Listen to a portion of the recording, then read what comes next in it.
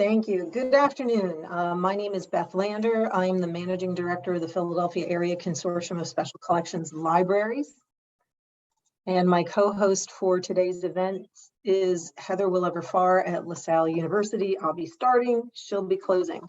I'd like to introduce Jessica Tai, who is the Resident Processing Archivist at Yale's Beinecke Rare Book and Manuscript Library, where she is a member of the Manuscript Unit's accessioning team. She currently chairs Yale's Reparative Archival Description Working Group, which was formed to develop reparative workflows in response to euphemistic, oppressive, outdated, and harmful language in Yale's archival description. She is an MLIS graduate of UCLA's School of Education and Information Studies. Prior to her time at Yale, Jessica was a project archivist at UCLA Library Special Collections and a research team member for the Community Archives Lab at UCLA. And I welcome Jessica to our event today. Thanks, Beth. Welcome, everyone. Just going to share my screen here. All right. So thanks, everyone, for being here today. And thanks to Beth and the folks at PACSCL for organizing today's workshop. So today we'll be focusing on the actual workflow of redescription and be doing some hands-on work to remediate archival description in accordance with best practices that we've developed as part of the Reparative Archival Description Working Group, also known as RAD at Yale.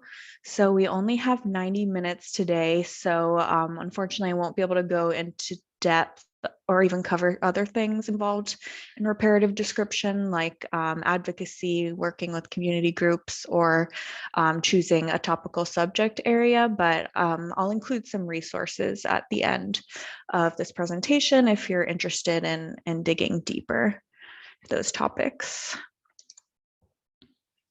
All right, so here's an agenda for today. I'll be presenting for about 15 minutes, and then we'll jump into the first breakout group.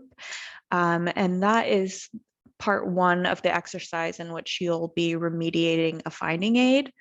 And this first group will be kind of an opportunity to audit and revise descriptive language using the documentation that RAD has produced as part of our pilot project. We'll reconvene and kind of discuss how that first part went, and then we'll go into part two of the breakout group, which will focus on applying the standardized descriptive notes, which was also part of RAD's documentation. We'll reconvene and discuss, and then we'll have some time at the end for some additional questions. So start off, I wanted to just kind of think about this phrase, reparative archival description, which is kind of being used more and more within the archival field. So I thought we could take a minute here to just throw some ideas out. So if you could all just kind of pop into the chat and contribute your own definition or interpretation of what reparative archival description means to you.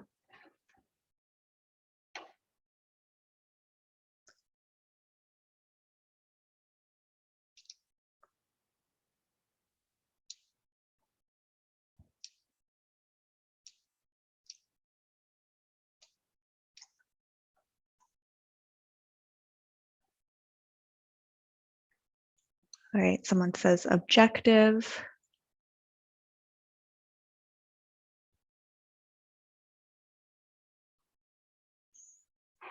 Another person says iterative improvement to make description more ethical and inclusive. Preparing harm, humanizing, anti-racist, reviewing, revising outdated and or offensive language, recontextualizing, acknowledging, addressing gaps and silences in the record, repairing harm, remediation of harmful racist language, archival description done with intention and honoring the ways in which individuals and groups wish to be described. These are really great interpretations and definitions. I'm seeing kind of some themes about kind of human-centered language, revising, repairing. All right, thank you for contributing those. So as I mentioned, reparative description is kind of rapidly being defined in different ways throughout archival scholarship and practice. But these are some interpretations that have really stood out to me and kind of have helped guide the way that RAD has translated reparative principles into actual practice. So Lael Hughes Watkins, in her article Moving Towards a Reparative Archive, notes, reparative archival work does not pretend to ignore the imperialist, racist, homophobic, sexist, ableist, and other discriminatory traditions of mainstream archives, but instead acknowledges these failures and engages in conscious action towards a wholeness, an ethical imperative for all within traditional archival spaces. So this was actually the article that our group took inspiration from to use the phrase reparative archival description for the name of our working group. And Lael is really explicit in acknowledging the histories of harmful ideologies and practices of mainstream archives, and for advocating for these histories to not be swept under the rug, but rather acknowledged as part of the reparative process. And in a recent talk by Ricky Punzelin, he reflected on his work on the project Reconnect, Recollect, Reparative Connections to Philippine Collections at the University of Michigan, stating, we take the methodological approach of reparative work that centers community relationships to inspire culturally appropriate curation and scholarly endeavors that address the harmful legacies of colonial collections. So Ricky is emphasizing the importance of collaboration with community groups in order to ethically and thoughtfully engage in remediating harmful archival practices, and particularly in the case of this project, remediating archival collections which have resulted from colonization. So speaking on redescription, Tanya Sutherland states, archives play an essential role in society and in our communities, and archival redescription is reparative work. It is reparations work. It works to repair harm, to heal past offenses, and to help us all move forward. It is the work of justice. So Dr. Sutherland is really kind of digging to the root of what we mean when we use this word reparative and kind of framing redescription as a form of reparations work, perhaps not in the traditional sense in regards to monetary reparations or physical reparations, but kind of in the vein of making amends to address past harms and as a mean to move forward. And lastly, I'll bring in this quote from RAD, in which we define reparative archival description as aiming to remediate or contextualize potentially outdated or harmful language used in archival description, and to create archival description that is accurate, inclusive, and community-centered. So hopefully you can see some of the ideas that I just covered in the previous quotes reflected in RAD's statement. So speaking of RAD, I'll talk a little bit more about the work we're doing here at Yale. So I've chaired RAD since its formation in 2019, and we're charged with developing guidelines at Yale for finding, remediating, and documenting instances of outdated and harmful language in archival description. So that includes archival description within our finding aids and catalog records that pertain to archives and manuscripts. Areas that are out of scope for our work include books, e-resources, and proposing changes to Library of Congress subject headings and other controlled vocabularies. So we do not revise original printed titles, which is something I'll get into further detail a little later on. So we aim to center transparency as a guiding principle for our work. So our goal is not to simply erase archival description, but to offer proper contextualization, and if necessary, revise language that may be harmful to users. We're also committed to sharing out our work through public documentation, which includes our workflow for versioning MARC records and finding aids, standardized descriptive notes, and preferred terminology guides. So when RAD was formed, we knew that we wanted to first take on a scoped topical project. So this would kind of allow us to take a hands-on practical approach to developing recommendations and workflows for a reparative archival description. So when it came to deciding on a subject area for our pilot project, we decided to choose a relatively narrow topic that already had existing documentation of preferred terminology. So that led us to focus on Japanese American incarceration during World War II, when the United States government incarcerated 120,000 people of Japanese descent, the majority of whom were United States citizens in American concentration camps from 1942 to 1946. And this is often euphemistically referred to as internment or evacuation and relocation. All right, so to detail the goals and scope of the project, I'm just going to jump right into the documentation that we've produced. And this is available through a LibGuide on the Yale Library website. So just to walk you through this in an introduction here, we wanted to explicitly call out RAD's makeup as consisting of primarily white members at a predominantly white institution, and specifically state that nobody identified as Japanese American or held personal ties to incarceration within the primary task force group. In the same intro, I also wanted to acknowledge and express gratitude to those whose expertise we benefited from, which included the community groups Densho and the Japanese American Citizens League, who we offered paid honoraria to, and those within the Yale community and scholars that we consulted with for the project.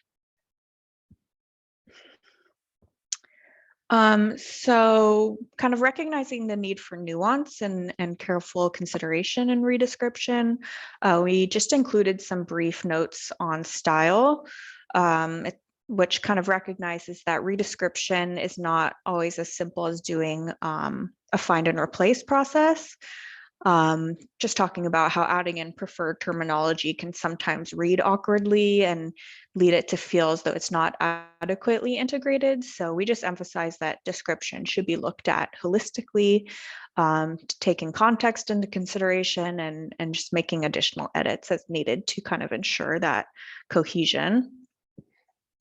And lastly, we just draw attention to the fact that sometimes there are exceptions for the use of non-preferred terminology, which I'll show you in our preferred terminology guide in just a little bit. So our documentation also includes the standardized descriptive notes that we developed for the project. This is the note that we developed for our finding aids and archive space. And these are the notes that you'll be using to edit the finding aid in our exercise in just a few minutes. But for the processing information note, these are the ones we add to finding aids whenever reparative description is completed. So you can see kind of the boilerplate descriptive note here. It does require some kind of personalization in its applications. Specifically, we call out the year that redescription took place and the location within the finding aid where it was revised. So, for example, a series title or a collection level scope and contents note.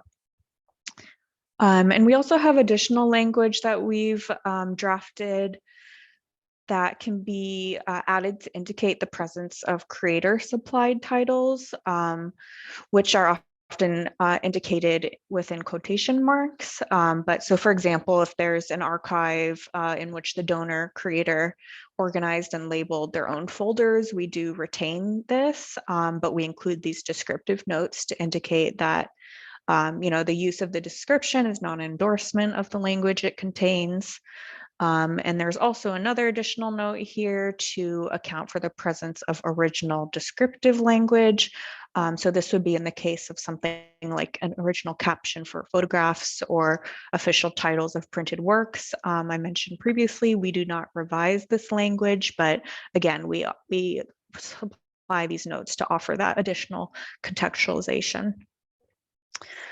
We have language here for a brief revision statement, and we also have included language for a biohistorical note.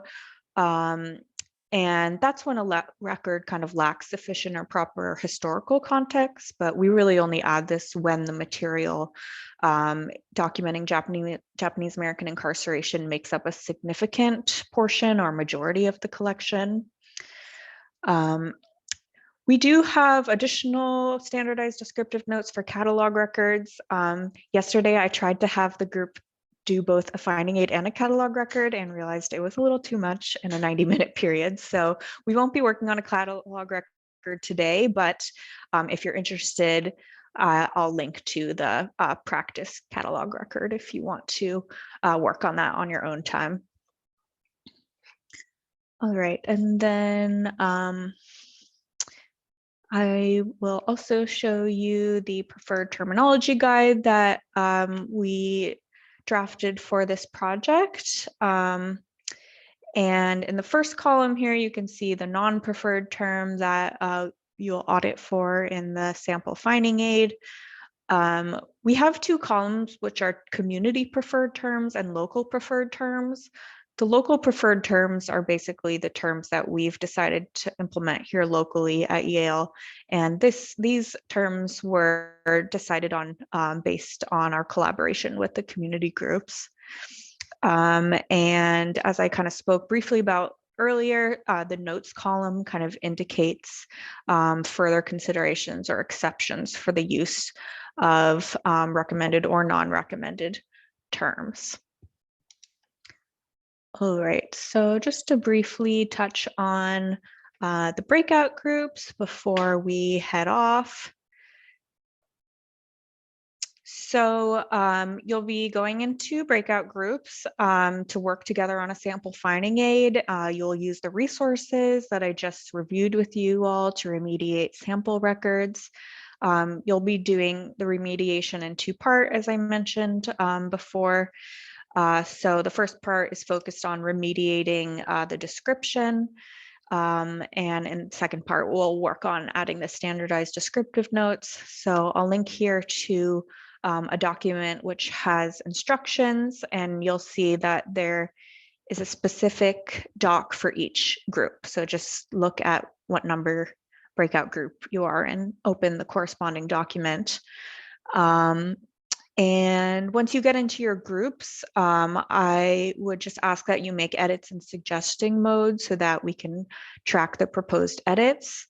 And just another note, each sample record is an excerpt of the original record. If it's helpful to view the full record in context, I've included a link to that in the doc. But just remember that you'll only be making edits to what is in the actual Google Doc. All right, do we have any questions before we head out?